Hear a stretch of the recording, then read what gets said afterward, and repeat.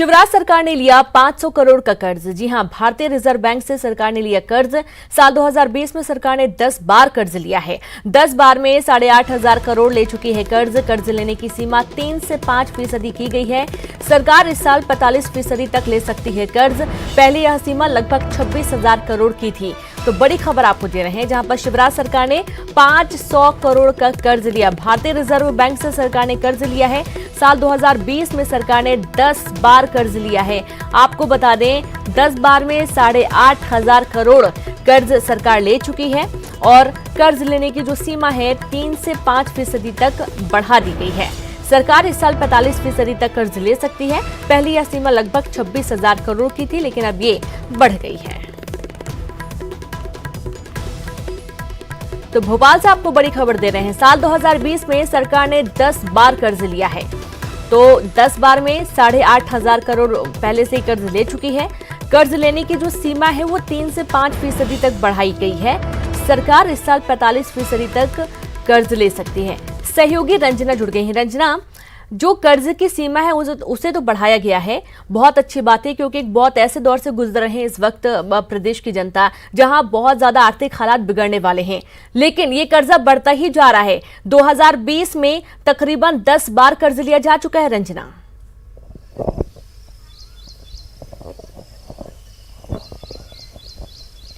जी रेनू, बिल्कुल कोरोना संक्रमण काल के दौरान बहुत सारी जो योजनाएं हैं वो अटकी हुई हैं। रेवेन्यू भी उतना नहीं आया जितना आना चाहिए था, क्योंकि 2 महीने का लॉकडाउन रहा है। ऐसे में अब जो विकास की परियोजनाएं हैं उनको पटरी पर लाने के लिए जो कर्ज की ज़रूरत पड़ी, और यही वजह है कि सरकार ने अब जो परियोजनाओं को फिर से पटरी पर लाने के लिए 500 करोड़ का कर्जा लिया। हालांकि कर्ज की सीमा बढ़ाई गई है, लेकिन जो योजनाएं बहुत सारे महीनों से लंबित पड़ी हुई थी, जिन पर बहुत सारा पैसा खर्च किया जाना है, उन मदों पर अब इस कर्ज का जो पैसा लिया गया उससे खर्च किया जाएगा। यानी एक बार फिर से जो विकास की रफ्तार है उसको पटरी पर लाने की कोशिश की जा रही है, और यही वजह कि कर्जा लिया जा चुका है। हालांकि ये बड़ी बात है कि बीते साल जो अभी इस साल 2020 में सरकार ने करीब 8 बार कर्जा लिया। इससे पहले जब कमलनाथ सरकार थी तो भी बार बार कर्जा लिया गया। तो यही कहा गया था कि बहुत सारा जो कर्जा है भाजपा सरकार छोड़ के गई, और यही वजह है कि अब जो अकाउंट है सरकार का, खजाना है जो सरकार का, वो खाली हो चुका है। ऐसे में अब विकास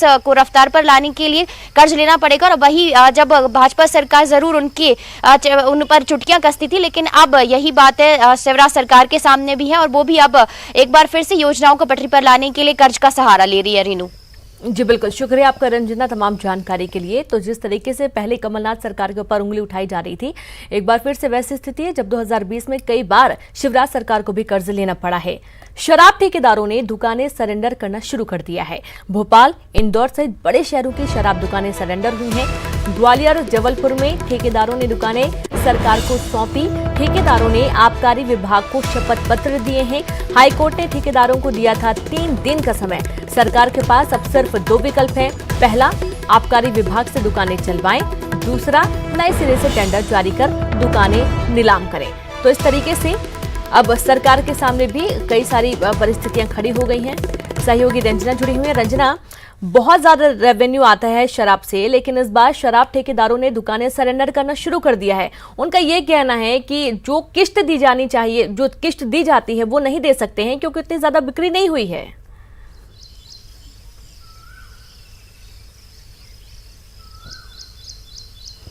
जी रेनू, बिल्कुल जिला प्रशासन ने एक आदेश दिया था जिसमें कहा गया था कि शराब दुकानें अब खुल सकती हैं। बावजूद इसके जो शराब दुकान संचालक है उन्होंने अपनी दुकानें नहीं खोली, क्योंकि मामला हाई कोर्ट में था और वो उस फैसले का इंतजार कर रहे थे। लेकिन अभी भी जब स्थिति स्पष्ट नहीं हुई है, तो ऐसे में जो शराब दुकानदार हैं उन्होंने अपनी दुकानें सरेंडर कर दी हैं और आबकारी विभाग को अपने शपथ पत्र भी दे दिए हैं। लेकिन फिर भी आबकारी विभाग अभी हाई कोर्ट के डिसीजन का इंतजार कर रहा है। जब उनका जो भी आदेश आएगा उसके बाद ये जो शराब दुकानें, जो भी शराब दुकान संचालकों ने जो सौंपी है, सरेंडर की है, उस पर विचार किया जाएगा कि आखिर क्या किया जाना है। कि नए सिरे से दुकानों की नीलामी की जाएगी, नए सिरे से दुकानों के टेंडर किए जाएंगे, क्योंकि जो शराब दुकान संचालक है उनका यही कहना है कि 2 महीने से उनकी दुकानें बंद हैं और अब तक जो लाइसेंस फीस वसूली जा रही है वो माफ की जाए, लेकिन माफ नहीं की जा रही है, क्योंकि पर डे की अगर लाइसेंस फीस की बात कही जाए तो शराब दुकानदारों को 3.5 करोड़ लाइसेंस फीस देनी होती, जो कि बहुत ज्यादा है, क्योंकि अभी इस इस वक्त जबकि शराब दुकानें बंद हैं तो कोई बिक्री नहीं हुई है, कोई रेवेन्यू जनरेट नहीं हुआ है, कोई 3.5 करोड़ की जो राशि है लाइसेंस फीस वो जमा कराने में सक्षम नहीं है। ऐसे में इन्हीं बातों का तर्क दिया जा रहा था, सुनवाई नहीं हो रही थी। ऐसे में